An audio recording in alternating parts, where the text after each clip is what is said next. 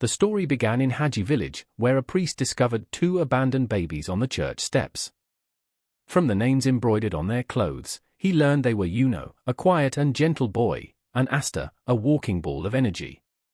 15 years later, Asta was constantly attempting to propose to Sister Lily, only to be shot down every time until she silenced him with her magic, a common scene. When he persisted, Yuno stopped him, and the other church orphans teased Asta for lacking a shred of magic, something unheard of. Asta tried to show off his physical strength, but Yuno, who possessed insane magical power, always outshone him. The two shared the same dream, to join the Magic Knights and become the Wizard King, the strongest mage in the kingdom. Despite everyone's doubts, Asta trained his body every day, believing that once he received his grimoire, he would finally be able to use magic. The day of the grimoire acceptance ceremony arrived. 2 arrogant nobles mocked the commoners, claiming only royalty had enough magic to pass the Magic Knight's exam. When the ceremony began, grimoires chose their owners, but nothing came for Asta. Yuno, however, received a 4-leaf clover grimoire, a sign of immense luck and power, the same kind the first Wizard King had used. The onlookers were astounded. Even empty-handed, Asta did not give up and challenged Yuno for the title of Wizard King, but Yuno simply ignored him. After the ceremony, a dejected but determined Asta was attacked alongside Yuno by the 2 vengeful nobles. Yuno defeated them easily, but then Rev Kai, a former Magic Knight turned bandit, appeared. He restrained everyone with his chains and stole Yuno's grimoire.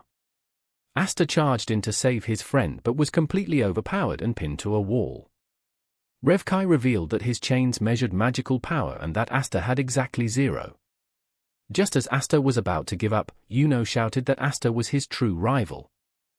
This encouragement summoned a tattered grimoire with a 5-leaf clover, which flew toward Asta. A giant black sword emerged from the book. Yuno declared that Asta was no loser, but his rival. It was revealed that the first 3 leaves of the clover represented integrity, hope, and love, the 4th, good luck, and in the 5th, lived a devil. In a flashback from 10 years prior, Yuno had been a crybaby who was always falling down. Asta was always there to help him up, promising to protect him no matter what. In another memory, Sister Lily read them the story of the first Wizard King, who defeated a demon and saved the world. Asta was completely fired up by the tale, and it was there that their shared dream was born. One day, a young Asta climbed the orphanage fence and declared he would become the Wizard King so he could marry Sister Lily. She told him one thing had nothing to do with the other, and Yuno burst out laughing. Asta was the kind of kid whose attempts to help often made things worse. In another memory, Yuno was sent to deliver a letter and got mugged by a drunk who stole his necklace. Asta appeared and tried to fight the man but got beaten up badly. Even covered in bruises, he kept getting back up and demanding the necklace back until the drunk, tired of hitting him, gave up and left. Seeing his friend's determination, Yuno apologized, but Asta just reaffirmed his promise to always protect him. Back in the present, Rev Kai panicked over the strange grimoire and sword. A devil's shadow loomed behind Asta. With a single swing of the sword, he nullified the villain's chain magic. As he attacked Rev Kai, Asta shouted that he would become the Wizard King even without magic, because his true magic was never giving up. He knocked Rev Kai out cold and reiterated his vow. Yuno thanked him for saving him yet again. Asta explained that he had trained his body because he had no magical power. He and Yuno then recalled their childhood promise and reaffirmed their pact of rivalry for the title. Ever since a giant demon was defeated, the kingdom had been protected by the Wizard King and his 9 squads of Magic Knights, the kingdom's elite fighting force. In the present, Asta and Yuno trained non-stop for the entrance exam. Meanwhile, Sister Lily and Father Orsi worried, especially about Asta, who was heading to a magic exam with no magic. They spoke with a local elder, who reassured them and revealed that the 2 nobles who attacked Yuno had dropped out after their encounter with Rev Kai. The elder was suspicious of Asta's 5-leaf grimoire but kept that concern to himself. While training, Asta was confronted by Nash, a younger orphan, who told him all his effort was useless, believing poor orphans could never achieve their dreams. Asta, in true shonen protagonist fashion, shouted at him not to give up and promised he would prove that anyone could achieve greatness. That night, Lily and Orsi prepared a special farewell dinner with several dishes of potatoes. The next morning, before they left, Nash told Asta that if he passed the exam, he too would start believing in his own dream of becoming a magic knight. As she watched them go, Lily remembered finding them as babies. Asta and Yuno began their long journey to the royal capital, and the road itself became an extension of their training. Finally, they arrived in the capital where the exam awaited them. The boys registered for the Magic Knight's entrance exam. As everyone waited, strange birds, which were essentially power-level detectors, appeared. They steered clear of Yuno but swarmed Asta, essentially screaming to the world that the kid had zero magic. Trying to shake off the birds, Asta bumped into a huge, intimidating man, thinking he was just another candidate. He accidentally offended the man, who turned out to be Yami, captain of the Black Bulls, a squad known for causing more destruction than they prevented. Yami threatened the boy before leaving with his squadmates, Finral the shameless flirt and Gordon, a man who only whispered. After the scare, a guy named Seke introduced himself to Asta and started commentating on the captain's entrances. A host of stylish figures arrived, including William of the Golden Dawn, the most elite squad.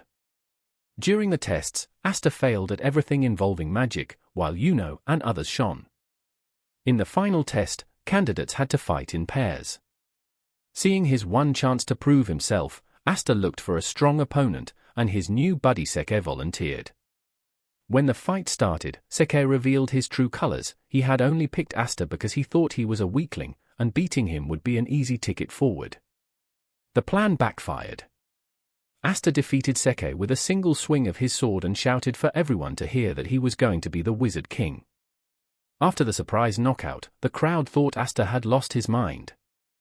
Finral was floored since Asta hadn't shown any magic before, but Yami figured it out. The boy had no magical power, and that intrigued him. Meanwhile, Yuno fought an arrogant noble named Salim and defeated him with a tornado without breaking a sweat. Then came the selection. Yuno received an offer from every squad and chose the Golden Dawn. As for Asta, nobody wanted him. That was when Yami stepped in. He confronted Asta, telling him that no one trusted an unknown power and that without magic, he stood no chance. Yami unleashed a terrifying aura and asked if Asta really thought he could surpass all the captains. Unfazed, Asta pounded his chest and said he would never give up, no matter how many times he failed.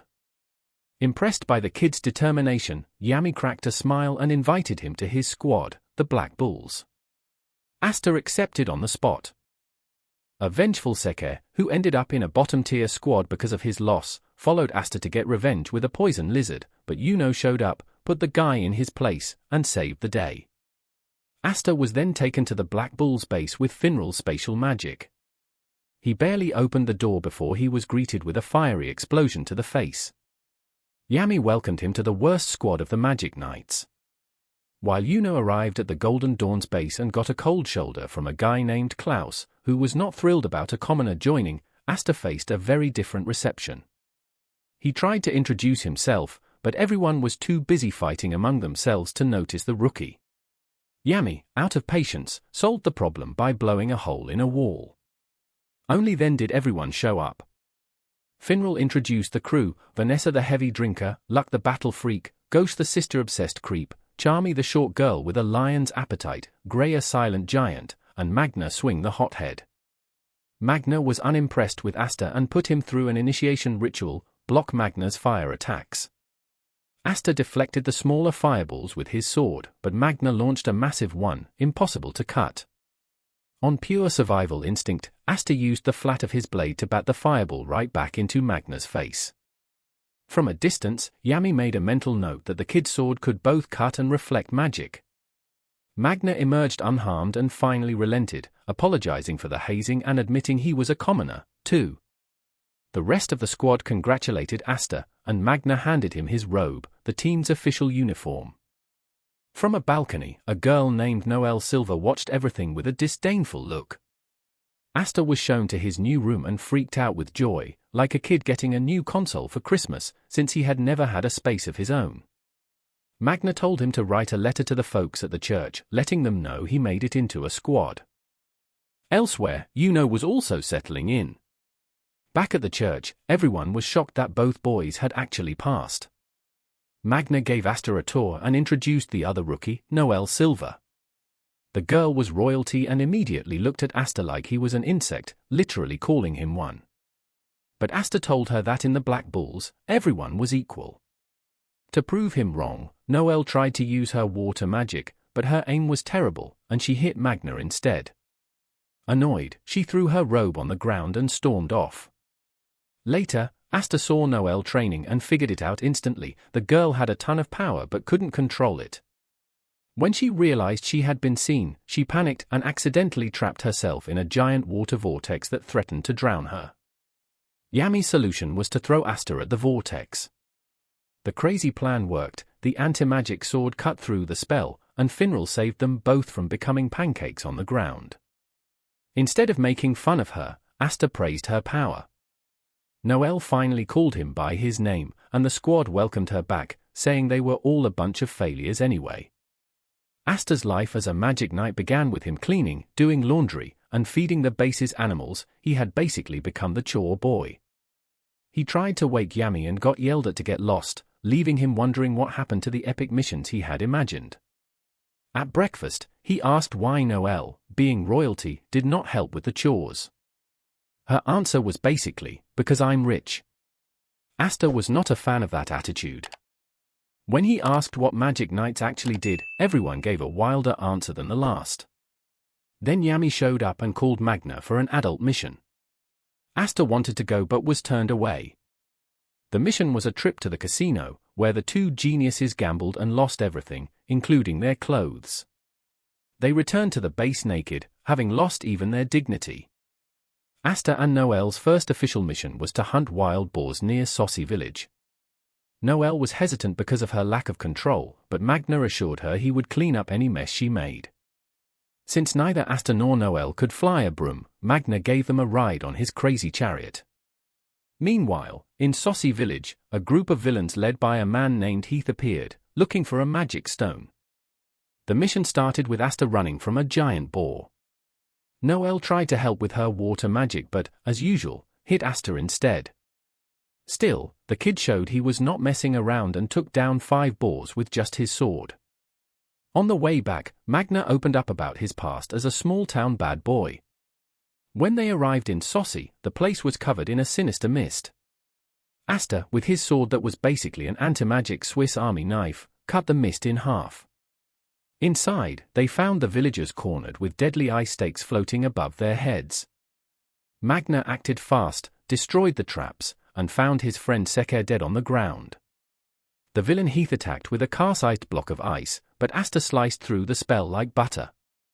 Heath said he was there to eliminate the villagers, whom he called beasts. Asta promised to protect everyone. Heath created an endless shower of ice stakes, and the Black Bulls could barely defend the people. Things looked grim, but when a little girl cried out for help, Noel was finally inspired. She created a massive water dome, a true liquid shield, protecting everyone from the attack. With that cover, Asta charged at Heath, but the villain created an ice rink on the ground, causing Asta to slip and fall. Heath ignored Asta and tried to break the water barrier. Magna was almost out of mana, but Asta did not give up. Seeing this, Magna got an idea. He stepped through the water barrier and yelled to Asta that they were going to recreate the Black Bull's initiation ceremony. He unleashed an attack called Prison Death Scattershot, multiple fireballs, and promptly passed out. Heath blocked some fireballs, but Asta acted like a batter and hit them all back at the villain and his henchmen. Noel created a shield to protect Magna. Heath was trapped in inextinguishable flames, and Asta seized the chance to deliver the final blow with his sword. They tied up the bad guys, but one managed to escape. Asta was so exhausted he passed out. Afterward, Heath refused to say who he worked for. He and his men turned themselves into ice statues and shattered into 1,000 pieces. Later, the anti-magic bird that hung out with Asta found the magic stone Heath was after. The trio visited the grave of Nick and Anna's grandfather, and Nick said they could keep the stone as payment. Meanwhile, the mage who escaped reported to a mysterious figure wearing a Golden Dawn emblem. Back at the Black Bull's base, Yami congratulated Asta, Noel, and Magna for defending the town, and Vanessa explained the star system. Golden Dawn was in the lead with 70 stars, while the Bulls languished at -30. On payday, Asta was thrilled with his salary, swearing he could buy potatoes for Sister Lily for years, while Noelle, used to nobility, barely reacted. To celebrate, Vanessa took Asta and Noelle to the capital. The big city dazzled Asta. While trying on a necklace, Noelle's power went haywire and hit Seker, who showed up acting suave. Chaos escalated when a thief snatched an old woman's purse. Asta took off after him. The chase became a spectacle. The thief escaped on a magic cloud. Seker sped after him on a scooter, and Asta on foot tore through everything with his anti-magic sword, dispelling the cloud. Cornered, the thief wounded Seker's foot with a poisoned blade. Vanessa applied an antidote. The purse was returned, and the grateful old woman revealed her disguise. She was Julius Navakrano, the Wizard King, wandering incognito. From above, Julia spotted Yuno, Klaus, and Mimosa on a mission protecting the noble Selim, who had lost to Yuno in the exam. Selim insisted on visiting Yuno's village, an idea Klaus found suspicious. On the way, bandits attacked, and Yuno handled them effortlessly. In Hage, the reunion was warm, but Klaus's suspicion only grew. At a dinner, Yuno learned that Asta sent a large part of his salary home and vowed to do the same. Selim stalled his departure and asked for water. Lily went to the well and was kidnapped by hidden accomplices. Yuno wanted to act immediately, but Klaus prioritized protecting Selim. Yuno ignored the order, headed into the woods alone, defeated the henchmen, and found Lily held hostage. The bandits demanded his grimoire. Before the exchange, a magic spear flew through the air. Klaus arrived and exposed the plot, revealing the kidnapping was orchestrated by Selim, driven by his envy of Yuno. With the case solved, the Golden Dawn received another star. From afar, Asta heard the news and reaffirmed his promise to catch up to his rival. At the Black Bull's base, Asta was training like a madman. The group finally named the bird Nero. Yami arrived with the next mission, a newly discovered dungeon. By the Wizard King's direct order, Asta was going. Noelle and Luck completed the team, and Finral opened the portal. The mana inside was overwhelming for everyone except Asta, who, with no patience, triggered a trap and immediately solved it with his anti-magic sword. Luck got so hyped that he started setting off traps on purpose just to watch Asta nullify everything. To Yami, this was the kind of mission that pushed rookies past their limits. Suddenly, Luck sensed another presence and dashed off alone. Asta and Noelle navigated through trap-filled rooms. She fell into a vine trap, he saved her, but they both ended up captured. A spell freed them, and Yuno appeared, having arrived to settle the score by saving the pair. The reunion immediately turned into a squabble. Klaus scolded Yuno for helping another squad, and Mimosa, who was Noelle's cousin, started taking jabs at her magic.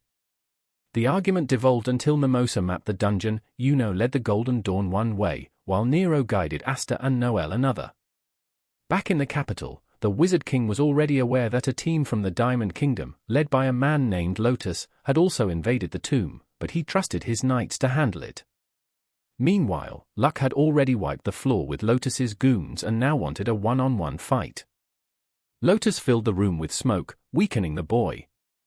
Elsewhere, the Golden Dawn reached a massive gate, and Mimosa was hit by a Diamond Kingdom mage.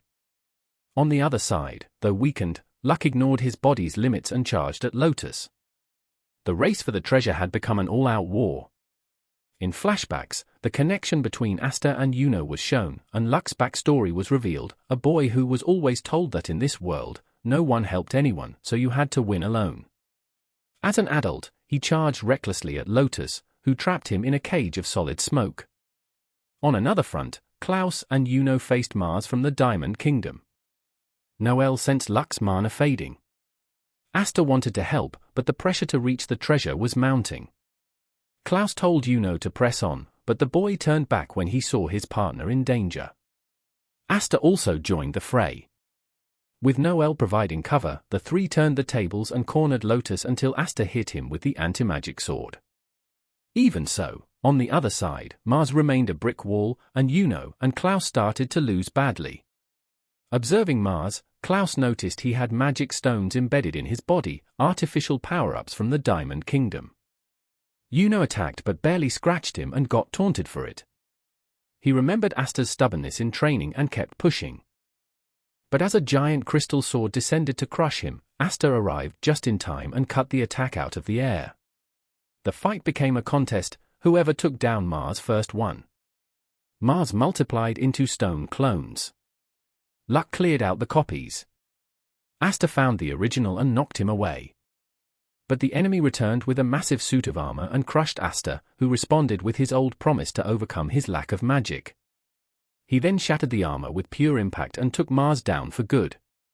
With Mars tied up, everyone rushed into the treasure room. Yuno found a scroll with strange writing that glowed and disappeared into his grimoire. Nero pointed Asta toward a keyhole in the wall, but the boy did not understand how it worked. Suddenly, an alarm sounded. Mars had broken free, now with new armor and phoenix-like healing flames. He plowed through Asta and sent Noelle flying when she tried to douse his fire. Mimosa rushed to heal her and became the new target. Trapped in a hole, Asta found, with a little help from Nero, a brand new anti-magic sword. He returned with a vengeance and protected the girls. His first strike was nullified by Mars's healing, but Noelle's shout of encouragement made the blade glow. The sword unleashed a wave that extinguished Mars's healing flames and knocked him out. Victory was theirs, but at a cost. Asta collapsed. Mars got up again, and the sight of the healing triggered traumatic memories of the Diamond Kingdom's twisted experiments and his friend Fana being sacrificed. In a rage, he created a giant crystal sword to crush Asta and Mimosa. Yuno, Klaus, and Luck were still trapped. Yuno broke out by force but did not have a spell fast enough to stop the attack. For a second, time seemed to stop. A small girl appeared next to Yuno, yawned, and blew a puff of air. The wind simply shattered Mars's magic and slammed him against the wall, ending the fight. Asta's new sword returned to his grimoire, and the dungeon began to self-destruct. Yuno summoned a wind arc for everyone to escape. Asta still tried to save Mars, but the ceiling collapsed. Outside, Lotus, who had been lying in wait, rescued Mars and retreated. Later, with Asta healed, Klaus hugged both orphans and apologized. Asta woke up a week later to Noelle's relief and to Luck's taunts, who was already itching for another fight. Yami gathered the squad. It was time to report to headquarters. Asta and Noelle headed to the capital and ran into Yuno, Klaus, and Mimosa. The poor girl got flustered and ran off, and Noelle finally realized the obvious: Mimosa had a huge crush on Asta. At headquarters, Julius Navacrano, the Wizard King himself, greeted the group. He asked Yuno to show him the new spell from the dungeon. Yuno admitted he had only managed to use it once, but Julius assured him it would become something extraordinary. Asta showed him his grimoire, but the Wizard King could not make sense of it until Asta pulled out the new anti-magic sword, which drained his mana just by touching it. Julius concluded only someone with no magic could wield it. When Asta and Yuno asked how to become Wizard King, the answer was simple: Smerit. They were invited to a party, but there they faced nothing but ridicule from other knights. Asta took it quietly until they started mocking his friends. He stopped Noelle from leaving, climbed onto a table, and promised he would earn enough merit to shut everyone up and one day sit at the top. The Magic Knights banquet turned sour when Asta became the butt of the joke, and the nobility started bombarding him with spells.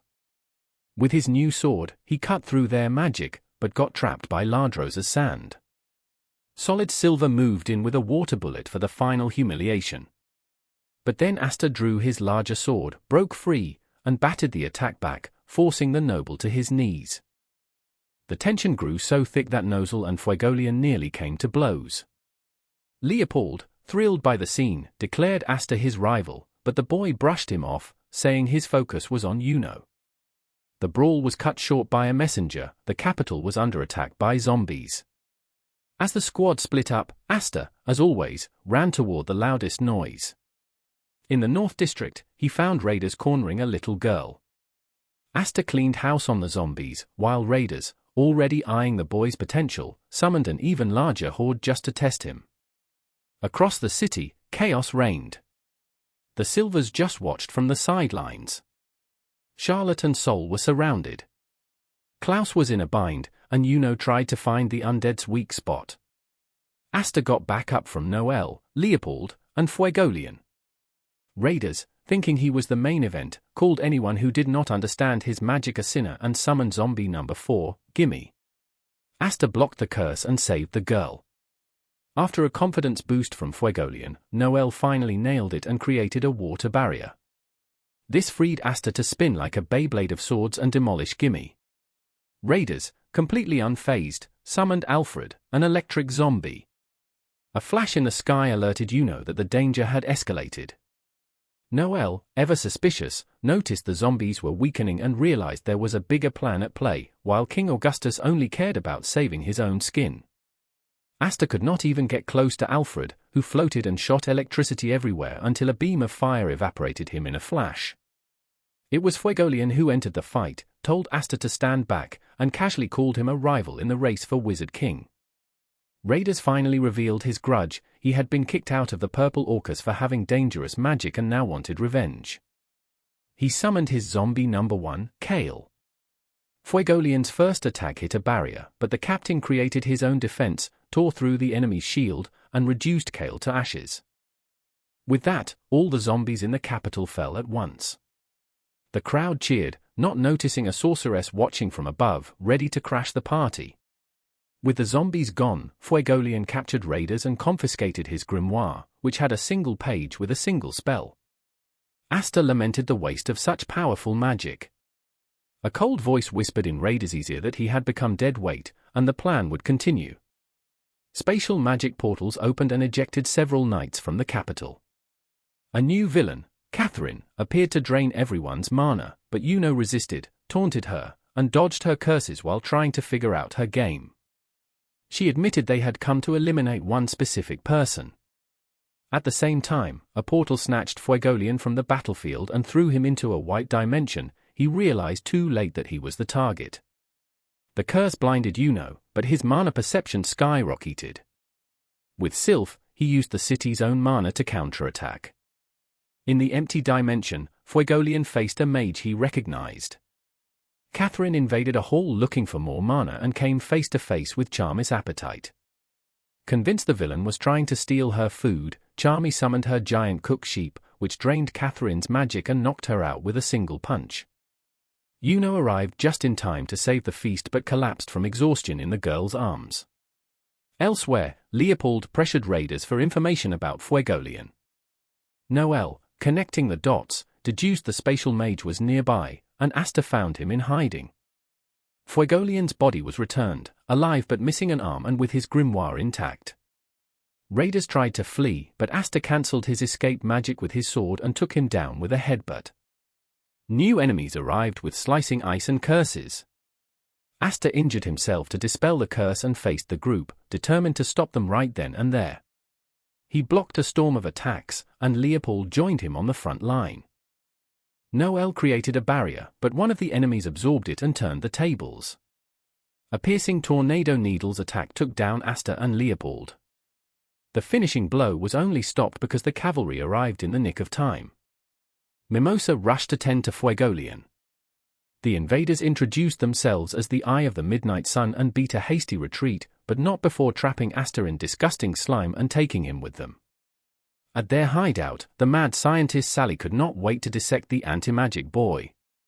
Her party was cut short when the Wizard King Julius Navakrino entered the room as if he owned time itself. With his time magic, he paralyzed the enemies, freed Asta, and delivered the message that he was the one Asta must surpass. Julius began his interrogation, but a white light ripped through the room, and a mysterious mage rescued his comrades. When the light faded, only one henchman was left standing, just enough for Julius to extract information. Back in the infirmary, he returned Asta to his comrades as they all awaited news on Fuegolian and Leopold. Then came the bombshell: Fuegolian's pendant was missing. Julius suspected the item was linked to a stone tablet the terrorists were after and that there was a traitor among the Magic Knights. Noel swore revenge, and Leopold branded an oath onto his forehead, vowing to become the next Wizard King. In the enemy's hideout, their leader glared at the arm aged by Julius's magic and promised to defeat him. In the capital, Asta provoked Yuno, who effortlessly repelled him and walked away, showing just how much stronger he had become. At the Black Bulls HQ, Asta earned a star and was promoted to 3rd class Junior Magic Knight. Worried about Fuegoleon, he wanted to train, but Yami ordered him to rest. Finral decided it was time to get a girlfriend and set up a group date. After eliminating half the squad for obvious reasons, he chose Luck as his wingman, completely oblivious to Noelle, who was secretly tailing them. At the venue, the plan went south. Luck's attempts at flirting were as weird as possible.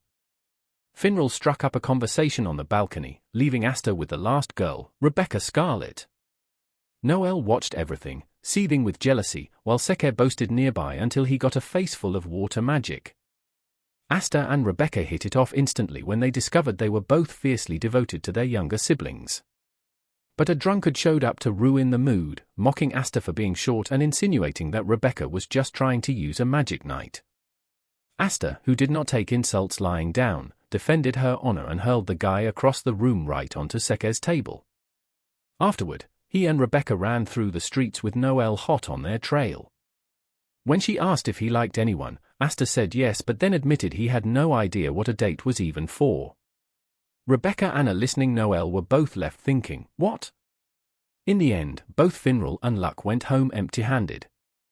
Back in Hage Village, Father Orsi and Sister Lily received news and a bit of cash.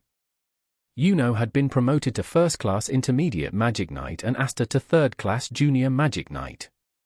While Yuno was congratulated at the Golden Dawn's HQ, he continued to send his entire salary to the church. At the Black Bull's base, Yami handed out paychecks and gave everyone the day off. Asta caught a ride with Magna to visit Rebecca, immediately triggering Noelle's jealousy. Meanwhile, Gauche blew his entire salary on gifts for his sister, Marie, and, of course, fate brought them all together. He found Marie playing with Asta and completely flipped out, mercilessly beating the boy.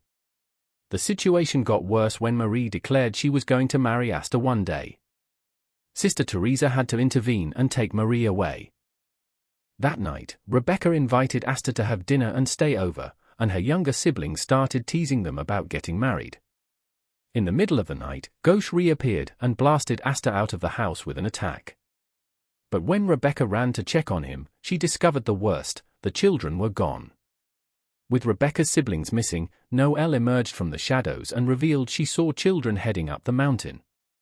Sister Teresa confirmed Marie was also gone.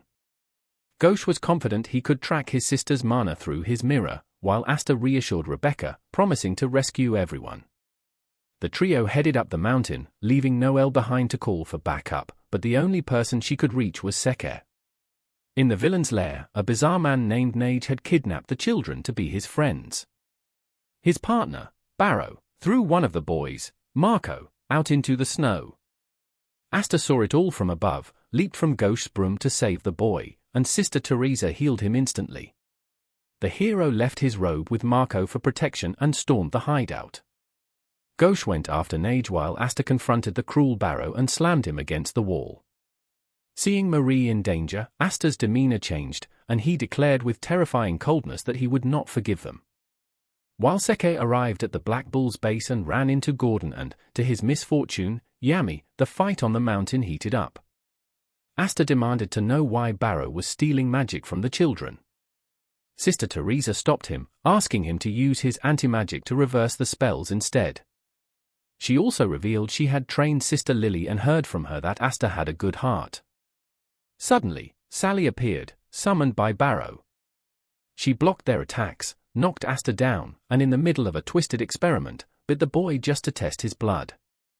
Teresa undid Sally's spells, and her past was revealed. She was once a captain, the Crimson Leopard, and Fuegoleon's mentor. Sally then injected Barrow with a substance, transforming him into a giant mud monster.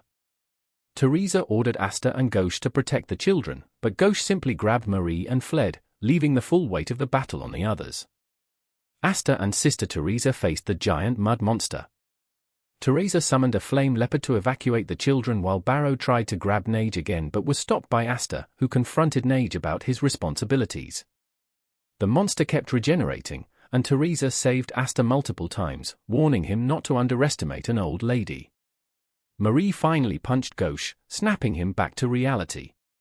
His duty was to protect everyone. He left his sister in a safe place and returned just in time to stop Asta from being crushed. Their plan was simple: hit Barrow so hard he could not regenerate. Gauche created a new mirror spell that multiplied Asta, creating an army of Astas that steamrolled both Barrow and Sally. Nage wept, promising to pay for his crimes, and nearly received a word of comfort from Asta until he was struck by an invisible attack. It was Licht, the leader of the Eye of the Midnight Sun, who appeared and struck down Asta and Gauche. To save the boy, Sister Teresa threw herself in front of the blow.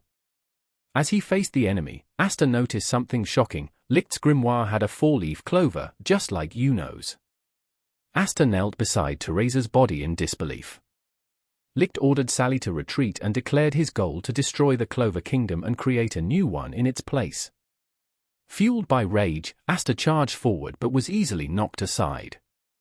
As the final blow was about to land, Yami appeared with Finral, sliced the attack in half, and took over the fight. The battle between Yami and Licht was insane, and between clashes, they traded barbs about their pasts. Licht spoke of a powerful people massacred by humans. Yami, a foreigner who faced prejudice, shattered every barrier to become a captain. Yami confirmed it was Licht who had defeated Fuegolian. In the middle of the showdown, Yami still found time to teach Asta how to sense ki and predict movements. Valtus tried to trap Asta with portals, but the boy used what he had learned to dodge and land a hit. Cornered, Licht brought the entire cave down on them. Buried under rubble, Asta and Yami rose from the debris, ready to continue. Yami resumed his fight against Licht and told Asta to take care of Valtus. Even without his sword, Asta dived into one of the portals and landed a powerful punch, slamming Valtus against a wall. Yami managed to immobilize Licht, but the man began gathering magic for a suicidal technique that could kill everyone. Far away, Sister Teresa was alive. With the children's help, she transferred the last of her mana to Gauche. He demanded Finral take him back to the fight and arrived at the perfect moment. Gauche used his mirror to reflect Licht's explosive attack right back at him, completely turning the tables. Gauche saved the day, and Yami did not miss the chance to tease him, already planning to take Licht in for questioning. Far from the cave, Noelle found the children safe and sound and saw Marco wearing Asta's robe. Relieved, she was also annoyed they returned to the fight without her. Suddenly, a portal opened on the battlefield. From it emerged Rhea, Veto, and Fana, the dreaded third eye of the Midnight Sun. Fana healed Licht, who introduced the trio with grim titles. Veto, the despair, shattered Yami's sword, but the captain continued to fight with just the broken blade. The pressure mounted, and Asta wanted to help, but at that moment, 3 captains arrived as reinforcements: Nozel, Charlotte, and Jack the Ripper. The cavalry had arrived. Outside the cave, Rebecca finally realized that Noelle had feelings for Asta. Inside, help had arrived, but the captains argued more than they assisted. Jack just wanted to slice everyone up. Charlotte masked her interest in Yami with insults, and Nozel openly despised Asta. The fight split off: Charlotte versus Rhea, Jack versus Veto, and Nozel versus Fana to protect Licht. Yami devised a plan, asked Finral for one last portal, and surprised Licht from above. Asta appeared alongside him, and his anti-magic broke a seal on the enemy. Licht screamed that the swords belonged to a master, but Asta retorted that he was just using what he found. Licht's power spiraled out of control, threatening to obliterate everything. The third eye sealed him, grabbed Valtus, and retreated, promising to return for a rematch. Yami declared victory since the enemy fled. Exhausted, Asta collapsed, and even Noelle admitted the boy had his merits. Asta woke up in the infirmary with Mimosa tending to him. Klaus admitted he was worried, and a hug from Mimosa was enough to trigger Noelle's jealousy, causing her to shove Asta against the wall. Yuno appeared just to tease him, and the 2 rivals renewed their vow to become the next Wizard King. Asta visited Sister Teresa, who praised him and promised to tell Sister Lily of his heroic deeds. At Rebecca's house, he was greeted with a feast and got a kiss on the cheek, to Noelle's silent despair.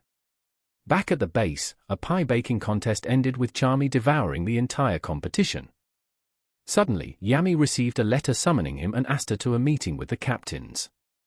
Julius suspected a traitor in their midst and needed Asta's anti-magic to break the memory spells on their prisoners.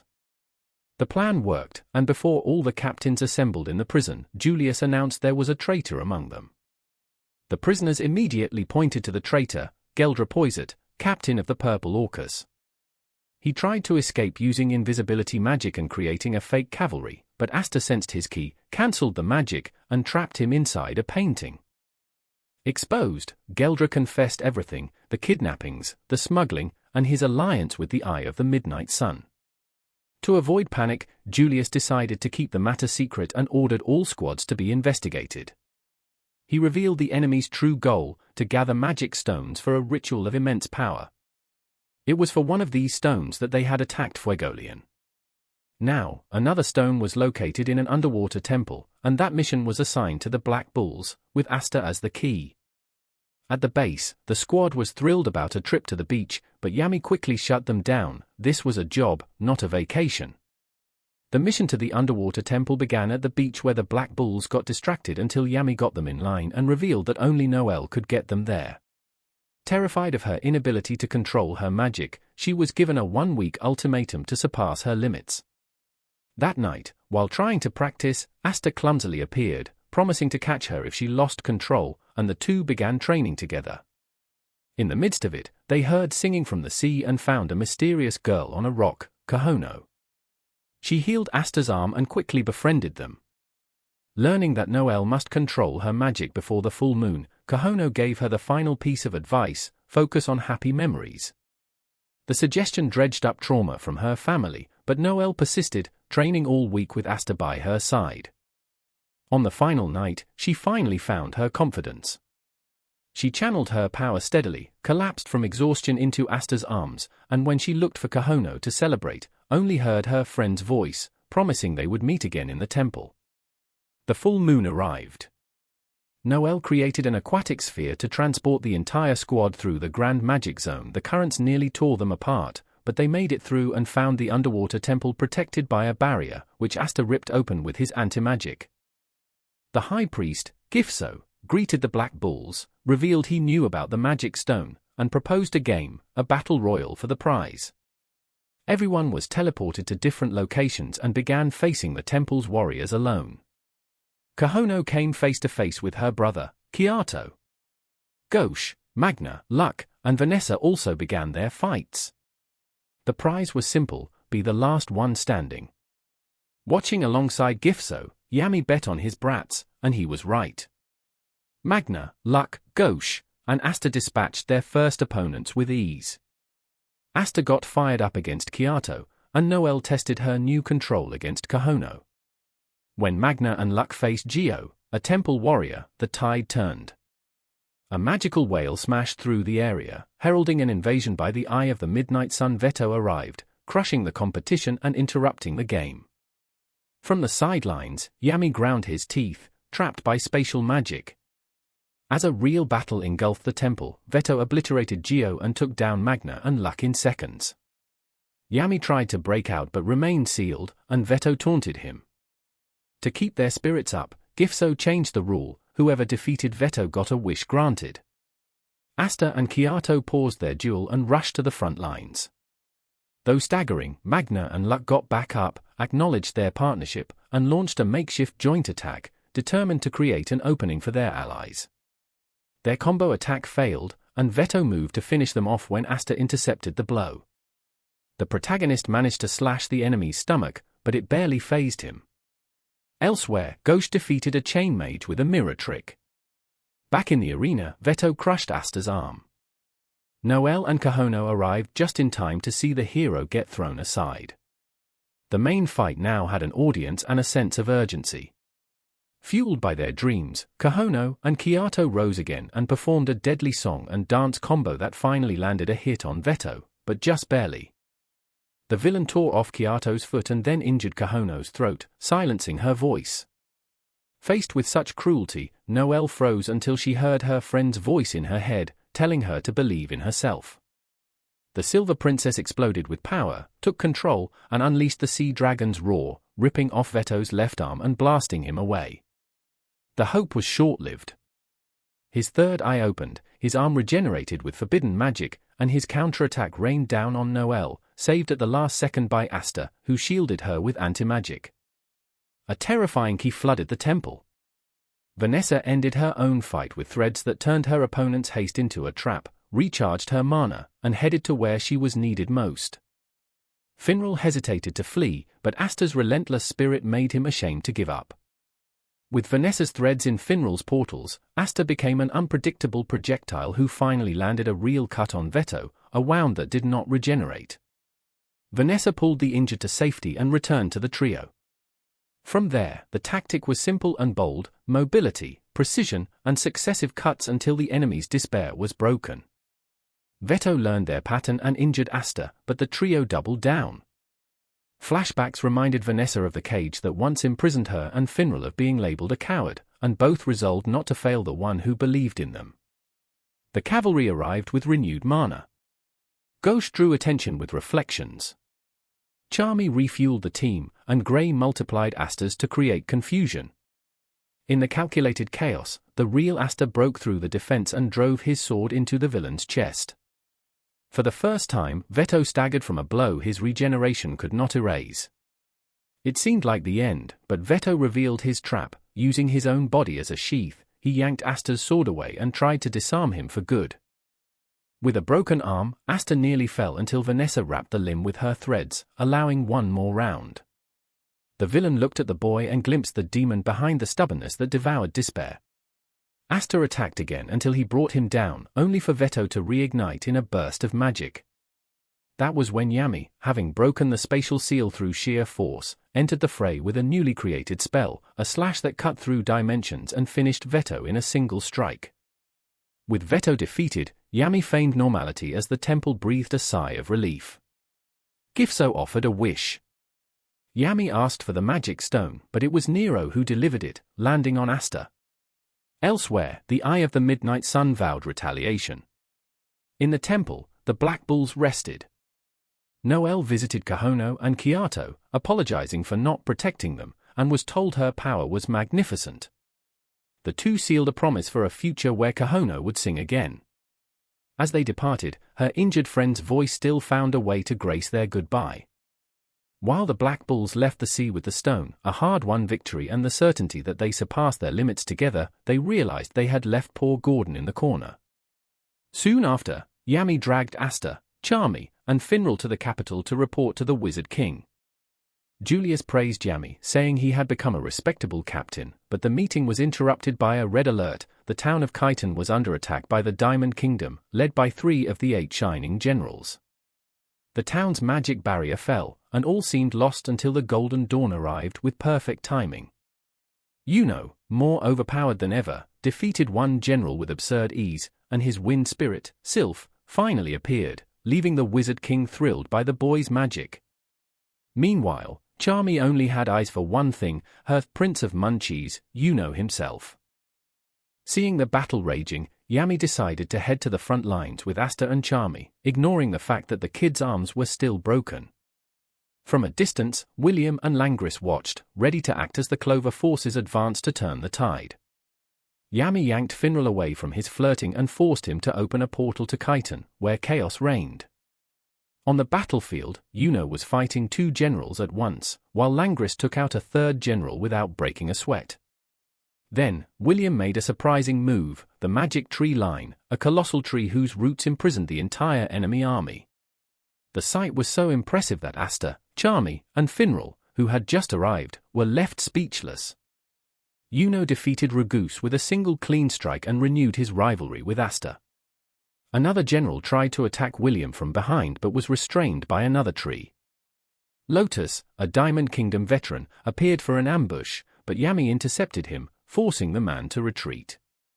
Alone with William, Yami's instincts flared up. He cornered the captain and demanded he remove his mask, convinced that beneath it lay the face of Licht. Asta and Yuno finally reunited, but the peace was short-lived. Sylph got jealous and started a fight with Charmy. To sour the mood even further, Langris showed up and began humiliating his own brother, Finral. Asta, as always, stood up for his friend, but the argument was cut short by a slime monster that appeared with civilians trapped inside. Langris simply ignored the hostages, but Asta cooked up a plan worthy of the Avengers. Charmy created a sheep trampoline. Finral teleported him at the perfect moment, and Asta sliced the creature, saving everyone. To top it off, Yuno used his wind magic to ensure the civilians had a soft landing. Up above, the tension between Yami and William exploded. The mask came off, but it did not reveal Licht's face. In its place was a massive scar. William told his story as a bastard son and how Julius took him in, giving him the mask to live without prejudice. Yami realized his mistake and apologized. In the end, Yuno faced Asta and reaffirmed he was his only rival and would be the next Wizard King. Yami took Asta to see Dr. Owen, and the consultation brought the worst possible news: an ancient curse had shattered the bones in Asta's arms. The diagnosis was brutal: he would never be able to use them again. Back at the base, the celebratory mood from finally climbing out of the negatives turned into a funeral when the truth was revealed. Asta, however, refused to give up. He went outside and screamed to the heavens that he would find a cure no matter what. The next day, Asta woke up to find the base completely empty, not because he had been abandoned, but because everyone had gone on secret missions to find a way to heal him. Magna and Luck went to a dungeon. Gauche and Gordon went to the library. And Charmy and Grey went in search of rare ingredients. Deeply moved, Asta listened as Noel and Finral told him it was their turn to protect him, and the boy broke down, crying with gratitude. The pair's journey led them to a remote cabin where they came face to face with a completely naked man. In a lengthy flashback, the story behind the naked man, Fanzel, was revealed. Asta knew him as a swordsmaster who became his teacher. Soon after, one of Fanzel's students, Mariella, appeared looking for his fiancée, Dominante. She revealed the couple had fled the Diamond Kingdom, but it was all a trap. Mariella was a double agent and betrayed her master. Wounded and hopeless, Fanzel was motivated by Asta's words and fought back. Suddenly, Mariella ordered her troops to withdraw, implying that deep down she was trying to help Fanzel escape. With renewed hope, Fanzel decided to search for Dominante, believing she was still alive. The episode closed comically with him running naked from another boar as Asta continued on his way. Back in the present, Noel attacked the naked intruder gathering herbs near the cabin. It was Fanzel. Asta recognized him, and he revealed that Noel's wand was made by Dominante, his fiancée. Vanessa offered to help find her using Finral's portals. Suddenly, the Black Bull's base was invaded by assassins from the Diamond Kingdom.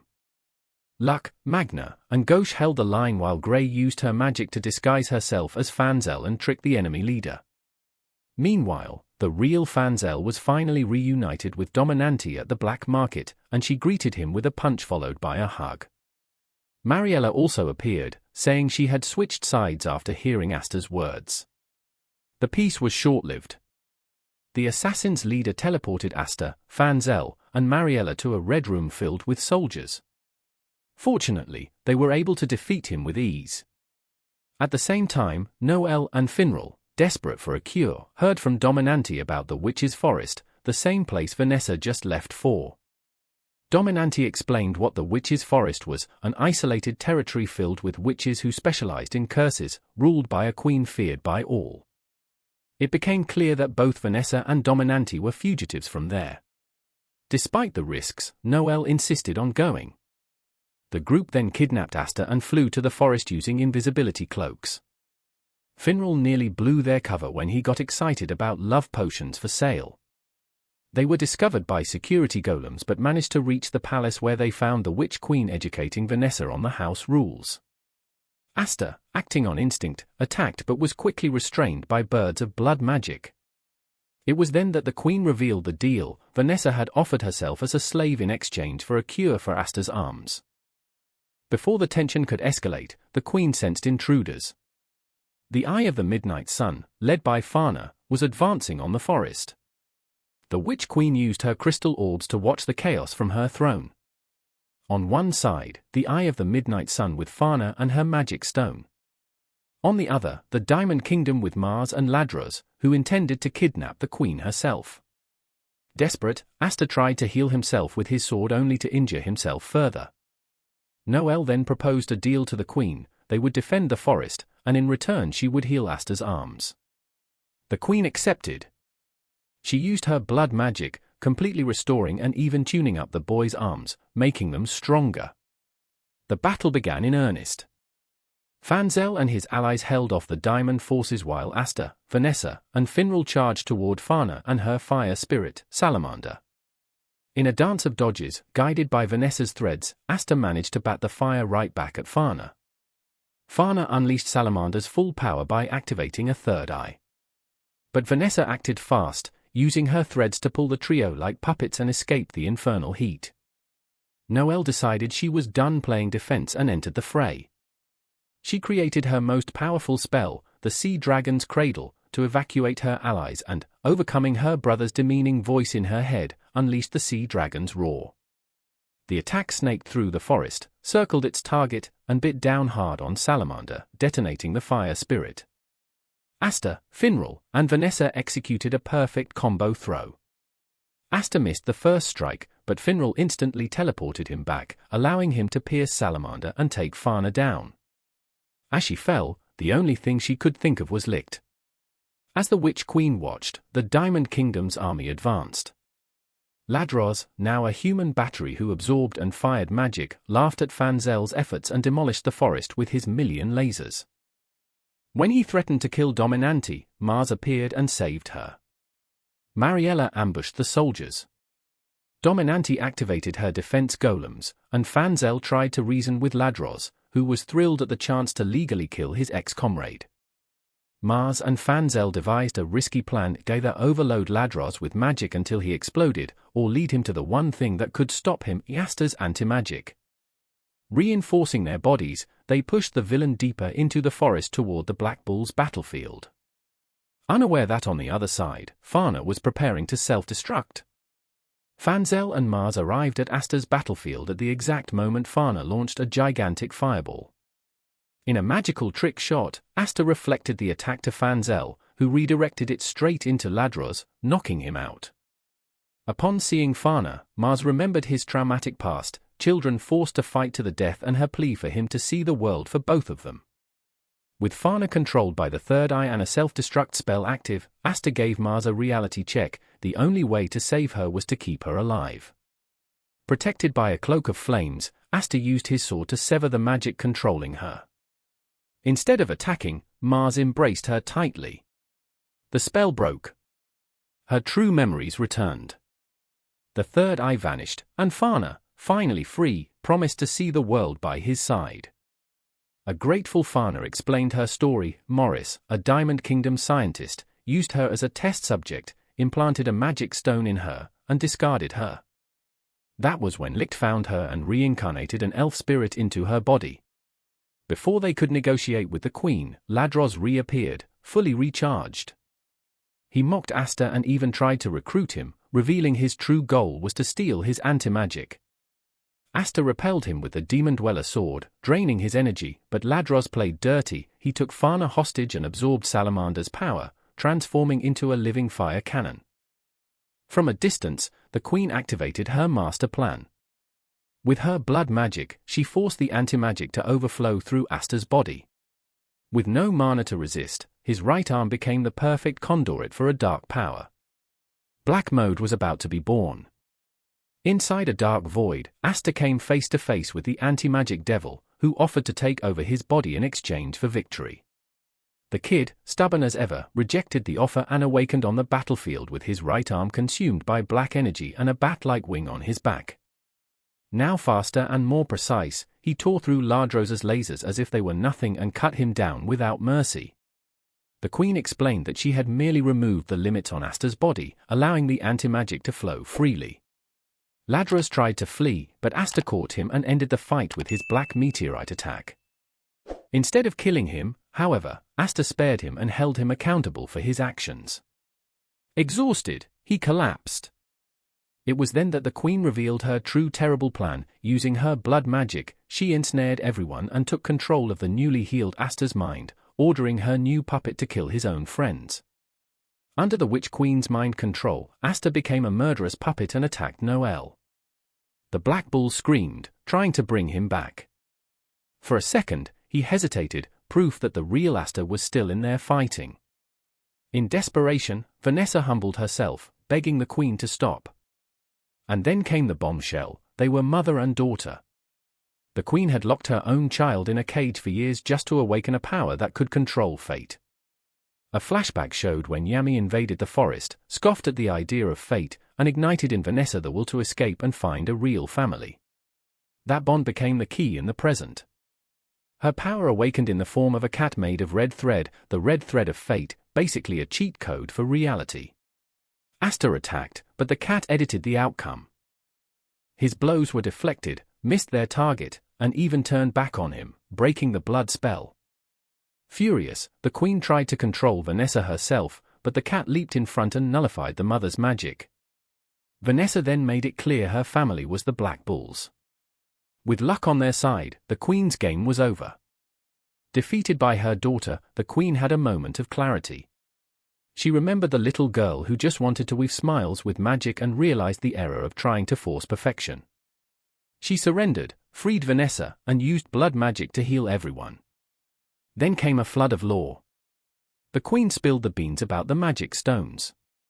She ripped off her own earring, the very stone the Eye of the Midnight Sun was after, and explained that they shine brightest in the hands of elves. She spoke of an ancient massacre, suggesting the cult members were their descendants, and she revealed that Farna's third eye was forbidden magic. But the biggest revelation was for Asta: his two swords were relics of the elf leader. It was so much information that the kid's brain blue-screened and he passed out.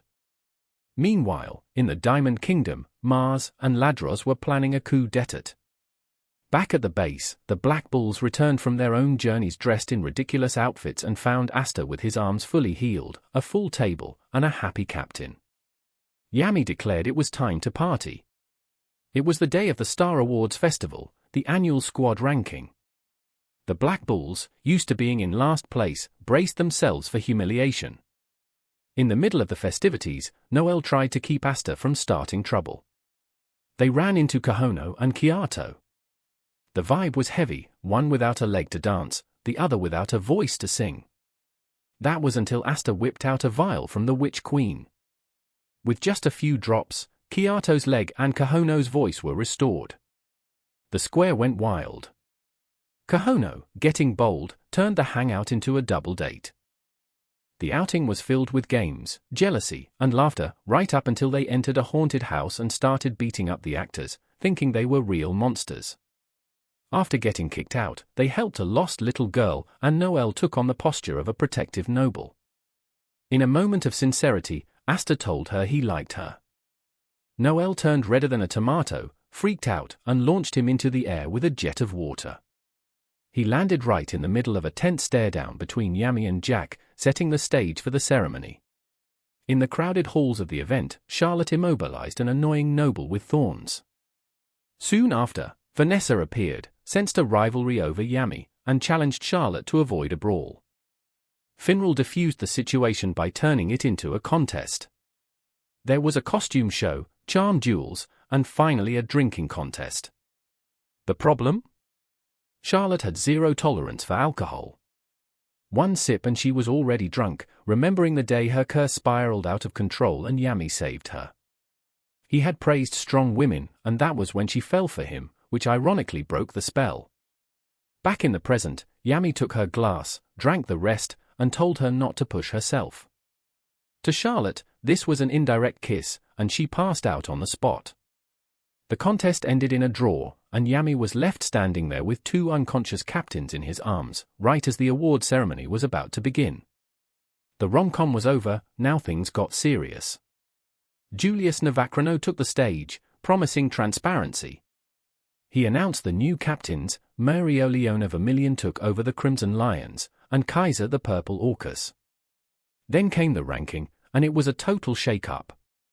The Golden Dawn was in first place with 125 stars, shattering all expectations.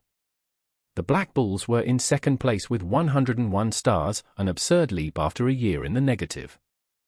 The nobles booed, but Yuno shut them all up with a display of power, which Asta promptly cut through with his anti-magic. The silence was deafening. The king tried to steal the spotlight, announcing the creation of the Royal Knights to attack the Eye of the Midnight Sun's base, an idea from Julius that he claimed as his own. In the middle of his ego trip, he even threatened Asta and Yuno. In the end, Mereoleona gave her squad an epic scolding for placing fifth. Mereoleona had no patience to wait. She went hunting for Asta, Yuno, Noelle, Yami, and Charlotte throughout the festival and kidnapped them for intensive training. The destination was an active volcano, a grand magic zone where the intense heat alone was an enemy. The rule was simple: reach the summit before sunset. Yami and Charlotte activated their mana skin and forged a path, but Noelle struggled to control her magic. Mereoleona, remembering Noelle's mother, the legendary Aesir, gave her some tough love. Talent was nothing without effort. Bringing up the rear, Asta faced an existential problem. His swords nullified magic, but they did nothing against the raw heat of nature. Then give up, Mereoleona taunted, but Asta set his jaw. Without magic, there was no excuse. Every step was a test of pure willpower. Asta attempted a risky shortcut, forcing his transformation into Black Asta mode. He tried to focus, mimicking Yami's key training, and finally managed to feel the flow of anti-magic. He unleashed the power but lost control and became a human rocket, drawn directly to Mereoleona's overwhelming mana. He screamed for her to get out of the way. She did not even flinch and knocked him down with a single flaming punch. At the summit, their reward for the ordeal was hot springs. The awkwardness was immediate, and Sol raised an earth wall to separate the men from the women. On their side, Mereoleona offered drinks and challenged Noelle to surpass her mother's legend. On the other side, Yami tried to organize a spy mission, but Asta shot that down, saying his heart belonged to Sister Lillian, acting as the group's moral compass. The training was brutal, but at least it ended with a few laughs. On the way to the Royal Knight selection exam, the vice-captain of the Purple Orcus was attacked by a stranger who stole his robe. Shortly after, at the arena, Asta met up with the gang, traded his usual barbs with Yuno, and bumped into a snarky guy named Xerx, who mistreated everyone. Julius and the king explained the rules: a 3-on-3 tournament, capture the flag style. Each team had to protect their crystal while trying to destroy their opponents. It was a massive dry run for the attack on the Eye of the Midnight Sun. The teams were chosen by lottery, and Asta got paired with Mimosa and the fake Xerx, who introduced himself by releasing stinking insects and making it clear he was not there to make friends. To make matters worse, Noelle was drawn into a bracket against her abusive brother, Solid. The first match announced was Asta's team. The exam had barely begun, and it already felt like a war of nerves. A pair of enemies combined rock and fire magic in a ranged attack while the third member spied with crystal magic. Asta defended with his sword. Mimosa scanned the field with plants, and Xerx lay down for a nap. Asta fell into a trap, leaving Mimosa vulnerable. As the three rivals closed in on her, giant ash seals erupted from the ground. They were Xerx's sleeper traps. They absorbed and redirected the attacks, knocking out the enemy trio in one go. The crystal was left wide open, and victory was easy. The imposter scoffed, explained nothing, and summed up his combat philosophy: to deceive your enemy, you must first deceive your allies. He was a brilliant and completely insane strategist. The tournament bracket moved on. The next fight featured Kirsch Vermilion, a narcissist whose vanity promised to be the main event. Kirsch entered the field, and his main strategy was to show off his own beauty. Magna and Sol could not stand the guy, but mid-fight he started coaching them, teaching them to read mana flow and trade brute force for more elegant tactics. And the worst part was it worked. Magna managed to escape a trap. Sol cleared a path with her golems, and Kirsch covered the enemy crystal with a storm of petals, blinding and confusing their opponents. The bizarre coordination resulted in a victory. Afterward, a quick montage showed other fights. Finral used his portals cleverly and won with ease. His brother, Langris, also won but cruelly humiliated his opponent with his spatial slashes. In the end, Langris provoked Finral, promising to crush him in the next round. For the first time, Finral did not back down. The exam had just turned into family drama. The fifth match began with a missing member. The king threatened to disqualify the team until the mysterious masked Hex revealed himself. It was Rill, the captain of the Aqua Deer, who had infiltrated the exam just to have fun and test everyone. At first, he seemed like a goofball, almost getting caught by plant magic. But a flashback showed he had always been a chaotic genius and that his painting magic was on another level. Back in the fight, Rill began to paint the battlefield, conjuring fire, ice, and whatever else came to mind. He dismantled the rival team on his own and let his partners break the crystal as if he were signing a masterpiece. The victory sent a clear message, even the captains were in on the game. Klaus and Luck kicked off the next round with a victory so fast you could barely blink. They destroyed the enemy crystal in seconds. But the main event of the night was something else, Yuno and Noel versus Solid, Noel's older brother. Memories of the bullying she endured came flooding back. But the present was different. When Solid's team attacked with full force, Noel raised her Sea Dragon's lair, an impenetrable defense. Solid advanced with his Sea Serpent, the same spell that had terrified her as a child. This time, Noel did not flinch. With the support of the Black Bulls in her mind, she unleashed a new spell, the Sea Dragon's Roar. A gigantic water dragon swallowed her brother's attack, swept across the battlefield, and shattered his crystal. The fight was over. Years of humiliation were ended with a steady gaze. The fragile girl was gone. The second round of the exam was like a giant escape room but with fighting. Team B, Asta, Mimosa, and Xerx, faced Team C, led by Kirsch, alongside Sol and Magna. Kirsch started his little show, covering the field in a storm of petals. But Asta, in full bulldozer mode, activated his Black Hurricane and not only cleared the storm but also accidentally erased Xerx's own traps. A minor screw-up forced the trio to think like a real team. They came up with a simple plan: lure Kirsch into a hallway, activate a trap door, and the guy fell for it. Asta gave him a shove with the flat side of his sword, and one enemy was down. With Kirsch out, Team B's plan continued. Mimosa scanned the battlefield and discovered the enemy crystal was hidden inside Sol's Earth Golem. She planted a tiny seed on the giant to hack it from the inside. But Sol was no fool and trapped Mimosa with her vines while Magna put pressure on Asta. Xerx, the master of traps, held the line. Meanwhile, Mimosa's seed turned into a botanical Trojan horse, took control of the golem, and exposed the crystal. Asta did not waste a second, flew toward it, and shattered it. Victory for Team B. Even the stuck-up Kirsch admitted that the commoners' fight was spectacular. Now the arena heated up with family drama, Finral versus Langris. On one side, the nice guy brother who just wanted to be accepted and found a family in the Black Bulls. On the other, the resentful prodigy from the Golden Dawn who looked down on everyone. The fight was a frenzy of spatial magic.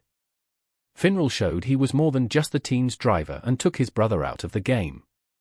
But Langris completely lost his cool. His magic became so destructive it started to endanger everyone. A massive explosion decided the match for Langris's team. But even with victory secured, the guy was not satisfied and tried to finish off his own brother, who was already down. This act lit a fire under the Black Bulls. Asta, Magna, and Luck jumped into the arena to protect Finral. The chaos only ended when Julius himself appeared and froze everyone in time. With tempers slightly cooled, the semi-final was announced, Asta's Team B against Langris's Team G. But the Psycho did not even wait for the whistle and immediately went on the attack. As Mimosa rushed to heal and Asta held the line, they learned about Xerx's past. His father, Zara, was the first commoner to become a magic knight but was betrayed and killed by the very nobles he protected.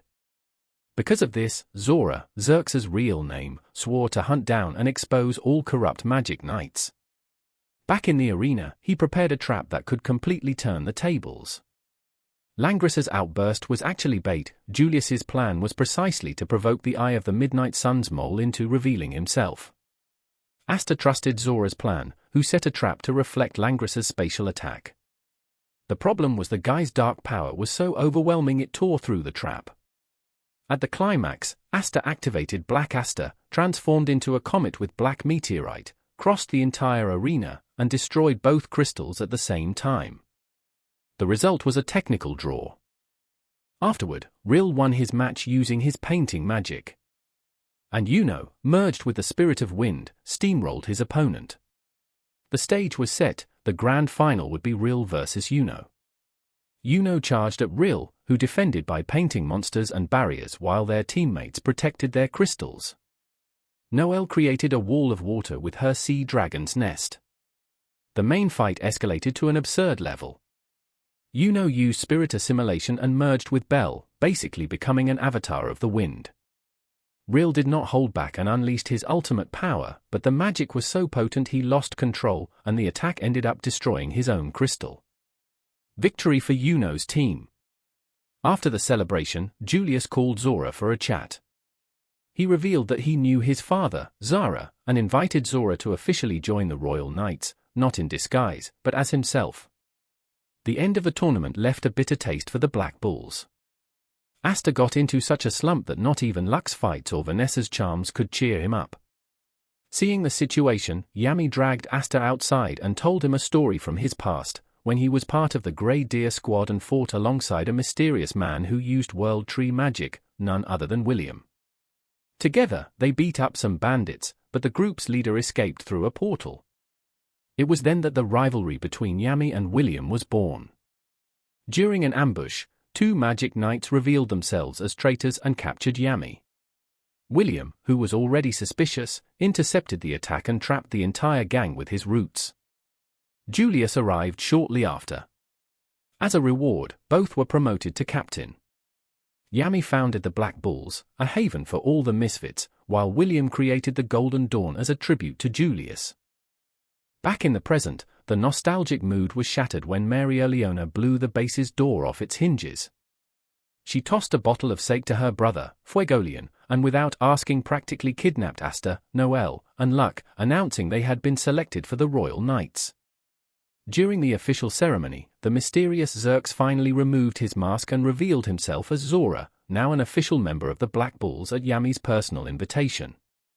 After receiving their robes, Maria Leona got straight to the point. Their mission was a direct invasion of the Eye of the Midnight Sun's hideout. Meanwhile, on another plane, Rhea had dreams that showed the peaceful past of the elves moments before the tragedy, including the wedding of Licht and Tesha. Before heading into the fray, Asta and Noelle visited Fuegolian, who was still in a coma, and promised to fight to honor the captain. At the Royal Knights' temporary base, the tension was thick. Maria Leona, driven by her predator's instinct, sniffed out a spy posing as a member of the Golden Dawn, and Nozel captured him. With the infiltrator out, the invasion plan was accelerated. They used magic to create a 3D map of the hideout and divided the troops into 5 teams. Nozel Silver led one flank, Rill the other. Yuno and Mimosa entered from one side, Noelle and Luck from the other. And the Suicide Squad, the one that would kick in the front door, was comprised of Maria Leona, Asta, and Zora. The invasion began on all fronts, with the main trio simply blasting through the main entrance. But the enemy also knew how to play dirty. Far away, the Black Bulls' base was attacked by a trio of crazies, Raiders, Sally, and Valters. With Yami away, the defense fell to Gauche, Grey, and Gordon. It was their chance to shine. Grey overcame her shyness and evolved her transformation magic. Gordon stopped whispering and started dishing out poison without mercy, and Gauche used his mirrors to multiply himself. But when the pressure became unbearable, the base itself revealed a secret: someone had been living inside its walls. From the bowels emerged Henry, the ghost, who was always rearranging the rooms. He suffered from a rare disease that drained the mana of anyone nearby, which was why Yami took him in. Now, to protect his home, Henry used his magic and transformed the entire base into a giant stone robot, the Raging Black Bull. Sally attacked with her slime, Grey transmuted it. Gordon poisoned everything, and the stone robot demolished Raiders' zombies. In the chaos, Valtus managed to steal a magic stone and fled. Back at the enemy lair, Lick placed the new stone on the monument and announced he would retrieve the remaining ones himself. This is where the video ends. This is part 1. Stick around for part 2. Remember to like and subscribe to the channel. Thanks for watching and I'll see you next time.